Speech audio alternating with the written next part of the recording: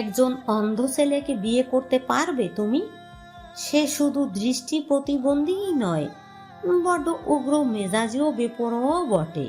ভেবে চিনতে অতঃপর নিজের সিদ্ধান্ত জানাবে, কারণ ভবিষ্যতে তোমার মাঝে কোনো পরিতাপ আমি দেখতে চাই না।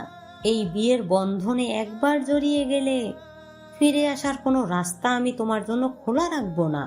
আমার এই বিষয়ে কোনো আপত্তি নেই, কিন্তু দেমির, পর্দা দিয়ে দিয়েছি দেমির, চোখ জ্বলবে না। আপনাদের মতো স্বাচ্ছন্দ্যে আমার জীবন কাটছে না ভাবিমণি। রাতে আমার চোখে শান্তির ঘুম নামে না। নিশাচর হয়ে আমি একলা বসে থাকি। তোমার রাতে ঘুমানোর ব্যবস্থা আমি করে এসেছি গতকাল। কি বলতে চাইছো? শুক্রবারে তোমার বিয়ে দেমির। কোন এতিমখানা থেকে অসহায় কাউকে ধরে বেঁধে নিয়ে এসেছো? এতিমখানা থেকে মেয়ে নিয়ে আসবো কেন? এগুলো আমাদের স্ট্যাটাসের সাথে যায়?